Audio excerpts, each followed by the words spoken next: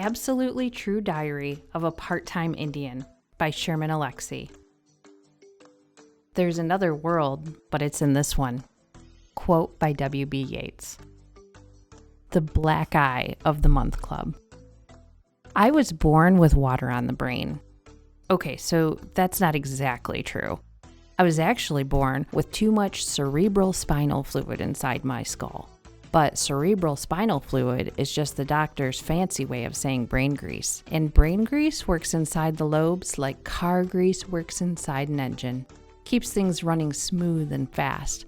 But weirdo me, I was born with too much grease inside my skull, and it got all thick and muddy and disgusting, and it only mucked up the works.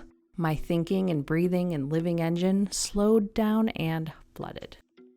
My brain was drowning in grease, but that makes the whole thing sound weirdo and funny, like my brain was a giant French fry. So it seems more serious and poetic and accurate to say, I was born with water on the brain. Okay, so maybe that's not a very serious way to say it either. Maybe the whole thing is weird and funny. But geez, did my mother and father and big sister and grandma and cousins and aunts and uncles think it was funny when the doctors cut open my little skull and sucked out all that extra water with some tiny vacuum? I was only 6 months old. I was supposed to croak during the surgery, and even if I somehow survived the mini Hoover, I was supposed to suffer serious brain damage during the procedure and live the rest of my life as a vegetable. Well, obviously I survived the surgery. I wouldn't be writing this if I didn't. But I have all sorts of physical problems that are directly the result of my brain damage. First of all, I ended up having 42 teeth. The typical human has 32, right? But I had 42, 10 more than usual, 10 more than normal, 10 teeth past human. My teeth got so crowded that I could barely close my mouth. I went to Indian Health Service to get some teeth pulled so I could eat normally, not like some slobbering vulture, but the Indian Health Service funded major dental work only once a year, so I had to have all 10 extra teeth pulled in one day. And what's more, our white dentist believed that Indians only felt half as much pain as white people did, so he only gave us half the Novocaine.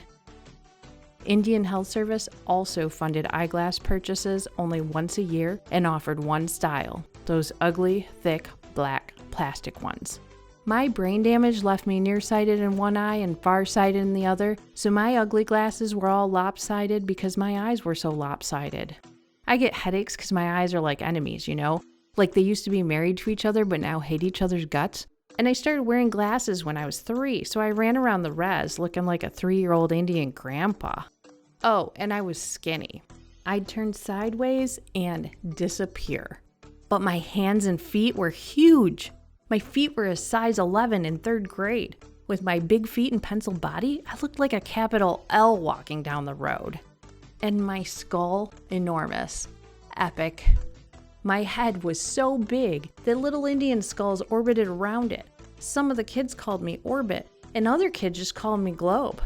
The bullies would pick me up, spin me in circles, put their finger down on my skull and say, I want to go there.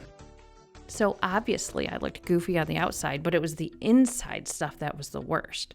First of all, I had seizures, at least 2 a week. So I was damaging my brain on a regular basis. But the thing is, I was having those seizures because I already had brain damage, so I was reopening wounds each time I seized.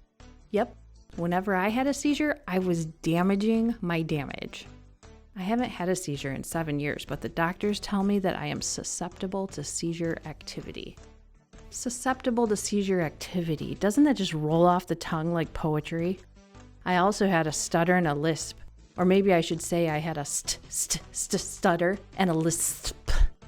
You wouldn't think there's anything life-threatening about speech impediments, but let me tell you, there's nothing more dangerous than being a kid with a stutter and a lisp.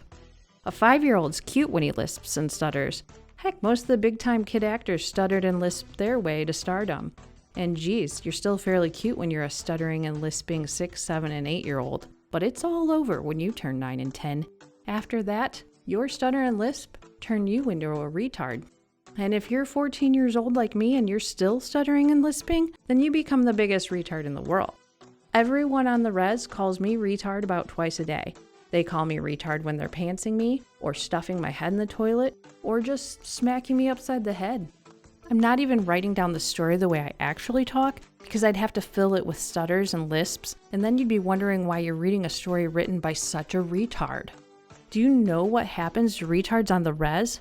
We get beat up, at least once a month. Yep, I belong to the Black Eye of the Month Club. Sure, I want to go outside, every kid wants to go outside, but it's safer to stay at home. So I mostly hang out alone in my bedroom and read books and draw cartoons. I draw all the time. I draw cartoons of my mother and father, my sister and grandmother, my best friend Rowdy, and everybody else on the res. I draw because words are too unpredictable. I draw because words are too limited. If you speak and write in English or Spanish or Chinese or any other language, then only a certain percentage of human beings will get your meaning. But when you draw a picture, everybody can understand it. If I draw a cartoon of a flower, then every man, woman, and child in the world can look at it and say, that's a flower. So I draw because I want to talk to the world, and I want the world to pay attention to me. I feel important with a pen in my hand. I feel like I might grow up to be somebody important, an artist, maybe a famous artist, maybe a rich artist. That's the only way I can become rich and famous. Just take a look at the world. Almost all of the rich and famous brown people are artists. They're singers and actors and writers and dancers and directors and poets. So I draw because I feel like it might be my only real chance to escape the reservation. I think the world is a series of broken dams and floods, and my cartoons are tiny lifeboats.